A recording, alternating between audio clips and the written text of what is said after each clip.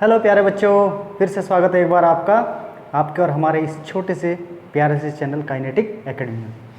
बेटा आज electrostatic potential and capacitance का लेक्चर नंबर 5, ठीक है। इससे पहले हमने आपको विद्युत विभव ज्ञात करना सिखाया ड्यू टू इलेक्ट्रिक डाइपोल, ठीक।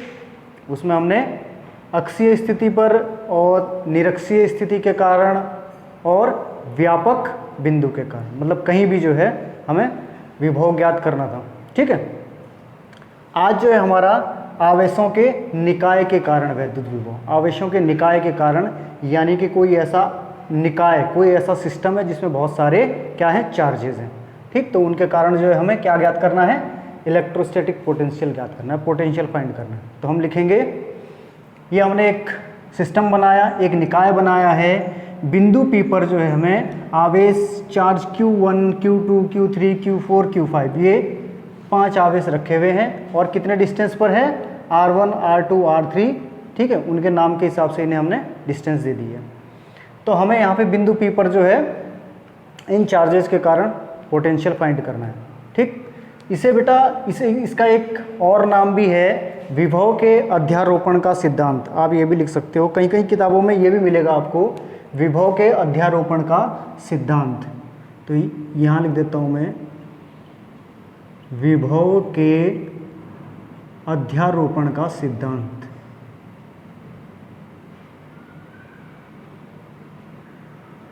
विभव के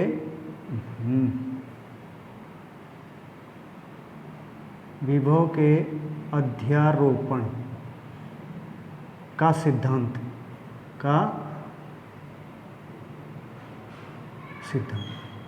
कहीं कहीं आपको यह भी देखने को मिलेगा, ठीक है। इसका नाम आवेशों के निकाय के कारण विद्युत विभव। तो हम माना किसी निकाय में आवेश Q1, Q2, Q3, Q4, Q5, माना किसी निकाय में, निकाय क्या होता है बेटा, अब तुम सोचोगे सर ये निकाय क्या बोला है, निकाय होता है सिस्टम। क्या होता है, सिस्टम। निकाय में आवेश, निकाय में आवेश Q1, Q2, Q3 Q5 तक है ना। आवेश Q1, Q2, Q3, ठीक। बिंदु P से क्रमशः कितने, R1, R2, R3, R4, क्रमशः का मतलब हमने इसी प्रकार से सेट किया इसे, R1, R2, R3 .R5, ठीक। दूरी पर माना किसी निकाय में आवेश, माना किसी निकाय में आवेश Q1, Q2, Q3, ये आवेश बिंदु P से क्रमशः इतनी दूरी पर स्थित है, दूरियों पर स्थित है, दूरियों पर क्या है, स्थित है। तो बिंदु P पर इन आवेशों के कारण बिंदु P पर परिणामी विभव, क्या करना है, हमें ज्ञात करना है, ठीक है। इन आवेशों के कारण, जब बहुत सारे आवेश हैं बेटा तो इस पर परिणामी विभव ही आएगा। अगर हम एक बिंदु से ज्ञात करते तो विभव आता, अगर बहुत सारे बिंदुओं से ज्ञात करेंगे, बहुत सारे चार्ज से हम, बहुत सारे आवेशों से हम ज्ञात करेंगे तो क्या आएगा, परिणामी विभव ही आएगा, ठीक, रिजल्टेंट आएगा। तो सबसे पहले हम ज्ञात करते हैं आवेश Q1 के कारण बिंदु P पर विभव। आवेश Q1 के कारण बिंदु किस पर, P पर विभव। क्या फार्मूला होता है बेटा पोटेंशियल का, V इज इक्वल टू क्या हो जाएगा, 1/4 पाई एप्सिलॉन नॉट और Q/R। तो हम Q1/R1 है हमारा चार्ज, यहाँ पे क्या है, Q1/R1। ऐसे ही हमारा आवेश Q2 के कारण बिंदु P पर विभव कितना हो जाएगा, ये V1 नाम दे दो इसे, V2 नाम दे दो इसे, ये भी बिल्कुल 1/4 पाई एप्सिलॉन नॉट, और कितना आ जाएगा बेटा यहाँ पे Q2 बटे R2, Q2 बटे R2। ठीक, ऐसे ही आगे भी Q3 के कारण। ठीक है, और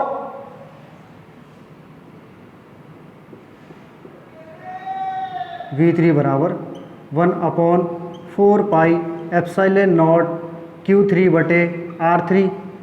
Q4 के कारण क्या हो जाएगा, Q4 के कारण ये ऐसे हो जाएगा। ठीक है, V4 इज इक्वल टू, यानी कि विभव नंबर 4, 4 पाई एप्सिलॉन नॉट क्या आ जाएगा Q4 बटे R4। और Q5 के लिए, यार ये इतना लंबा चौड़ा जो है ना, सारा टाइम इसी में बर्बाद हो गया। 4 पाई एप्सिलॉन नॉट Q5 बटे R5। ये आ गए हमारे सारे पोटेंशियल आ गया हमारे पास। ठीक है, अब हम लास्ट में परिणामी विभव के लिए क्या करेंगे, लास्ट में सबको क्या कर देंगे बेटा, जोड़ देंगे। भाई सब एक पॉइंट पे मिल रहे हैं, यहाँ से चार्ज, यहाँ से चार्ज, यहाँ से चार्ज, यहाँ से चार्ज। ठीक है, तो इनके कारण जो है इस पर जो विभव, इस बिंदु P पर क्या है, जो विभव होगा इन सब के कारण जो है, उन सबको क्या कर देंगे हम लास्ट में जोड़ देंगे और परिणामी विभव हमारा आ जाएगा। ठीक, तो जोड़ दो बेटा इसे। बिंदु P पर परिणामी विभव, बिंदु P पर परिणामी विभव, परिणामी विभव।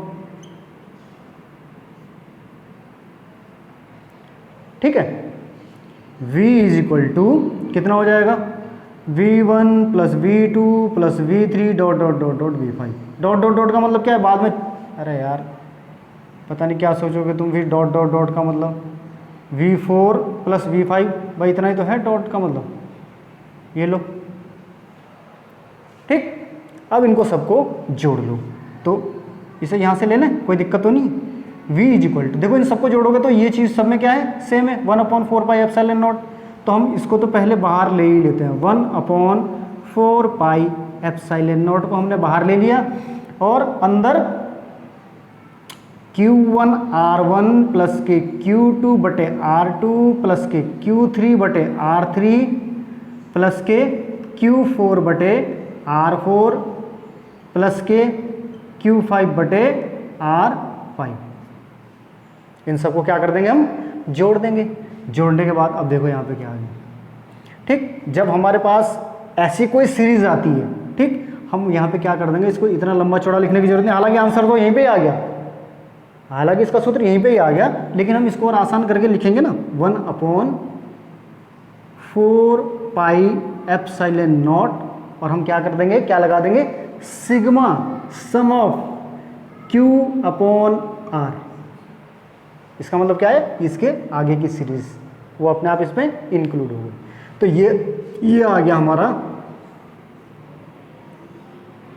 बिंदु P पर परिणामी विभव का मान।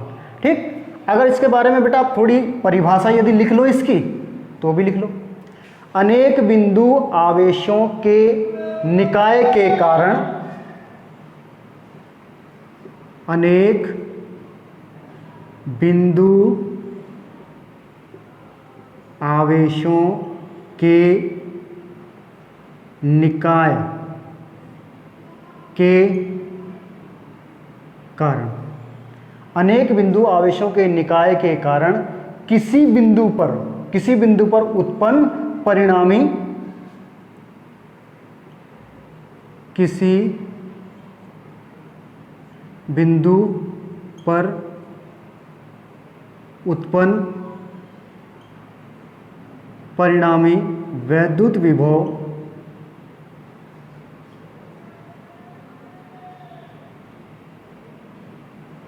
क्या होता है, किसी बिंदु पर उत्पन्न परिणामी वैद्युत विभव उन सभी आवेशों के, ठीक, उन किसी बिंदु पर उत्पन्न परिणामी वैद्युत विभव, ठीक, वैद्युत विभव उस बिंदु पर निकाय के सभी बिंदु आवेशों के,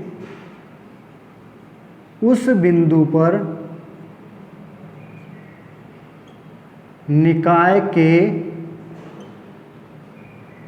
सभी बिंदु आवेशों के कारण उत्पन्न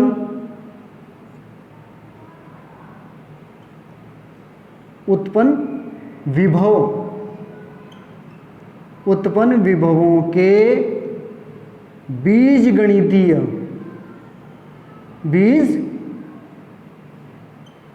बीजगणितीय योग के बराबर होता है। बीजगणितीय योग के बराबर होता है। बात समझ में आ गई? बीजगणितीय योग के बराबर होता है। अनेक बिंदु आवेशों के निकाय, अनेक बिंदु आवेश, ये सब क्या है? बिंदु आवेश है। ये सब क्या है? बिंदु आवेश है ये, ठीक है। पॉइंट चार्ज है सारे के सारे। अनेक बिंदु आवेशों के कारण निकाय की यानी कि सिस्टम के कारण किसी बिंदु पर उत्पन्न परिणामी वैद्युत विभव क्या होता है? उस बिंदु पर निकाय के सभी बिंदु आवेशों के कारण, उस बिंदु पर निकाय के सभी बिंदु आवेशों के कारण जो उत्पन्न जो वैद्युत विभव है उनके बीजगणितीय योग के बराबर, उनके बीजगणितीय योग का नाम नहीं, उनके बराबर होता है। आप इसे उतार लीजिए बहुत अच्छी तरह, ठीक है बेटा, जल्दी से।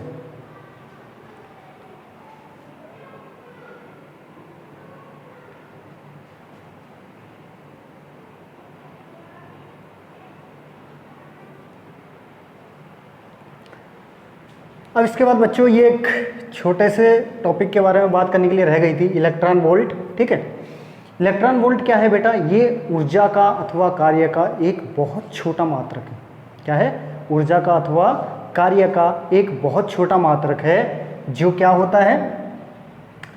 एक इलेक्ट्रॉन वोल्ट क्या है? एक इलेक्ट्रॉन वोल्ट वह कार्य है जो किसी इलेक्ट्रॉन को एक बिंदु से दूसरे बिंदु तक ले जाने में किया जाता है। एक इलेक्ट्रॉन वोल्ट कौन सा कार्य है? जो इलेक्ट्रॉन को एक बिंदु से दूसरे बिंदु तक ले जाने में किया जाता है, ठीक। और उन दोनों बिंदुओं के बीच के जो विभव का जो अंतर हो वो 1 वोल्ट हो। बात समझ में आ गई? ठीक। वह कार्य जो किसी इलेक्ट्रॉन को एक बिंदु से दूसरे बिंदु तक ले जाने में किया जाता है और उन दोनों बिंदुओं के बीच के विभव का अंतर 1 वोल्ट हो, इसे क्या कहते हैं? एक इलेक्ट्रॉन वोल्ट। ऊर्जाकार कार्य का बहुत छोटा मात्रक है, ठीक है। आइए, अच्छा तो लिख लीजिए बेटा, इसे लिखना पड़ेगा क्योंकि ये जो है बहुत बार आता है ये एग्जाम में, 1 इलेक्ट्रॉन वोल्ट, ठीक है। लिख लीजिए, तो लिखे 1 इलेक्ट्रॉन, यह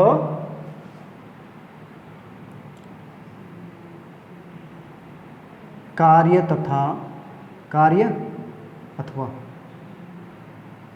अथवा क्यों लिखना है? हाँ चलो ठीक है, कार्य अथवा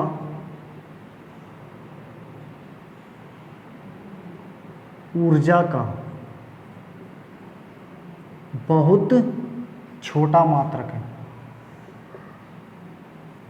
बहुत छोटा मात्रक। कार्य अथवा ऊर्जा का बहुत छोटा मात्रक है, ठीक है।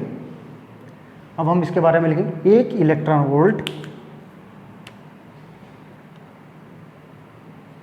यह 1 इलेक्ट्रॉन वोल्ट वह कार्य है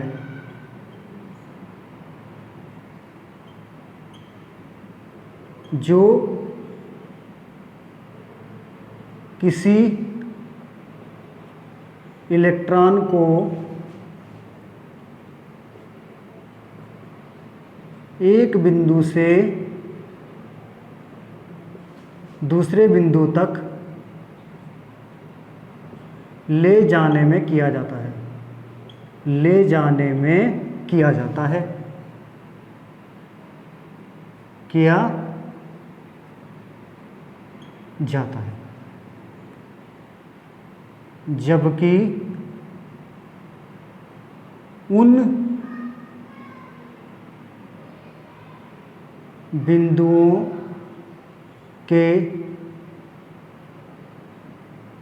मध्य का विभवांतर कितना हो? 1 वोल्ट हो, 1 वोल्ट क्या हो विभवांतर, 1 वोल्ट हो, तो VB माइनस के VA, ये तो होता है विभव का अंतर, VB minus VA is equal to क्या होता था बेटा, वो पोटेंशियल का अभी तक हमने जो आपको फार्मूला पढ़ाया था क्या होता था, V इज इक्वल टू क्या होता था, वर्क डन बाई चार्ज, ये तो होता था कार्य बटे आवेश, ठीक है। तो ये अब कार्य, इसलिए ये क्या हो जाएगा, W इज इक्वल टू क्या हो जाएगा, Q नॉट और VB माइनस के VA, VB माइनस के VA, ठीक है। तो W बराबर क्या हो जाएगा, अब चार्ज का, इलेक्ट्रॉन का चार्ज 1.6 गुणा 10 की पावर माइनस के 19, VB माइनस VA, इन दोनों के बीच का विभवांतर की बात करी हमने 1 वोल्ट की, तो वर्क डन कितना हो गया, 1.6 गुणा 10 की पावर माइनस के 19 जूल, ये तो ये हो गया, ठीक।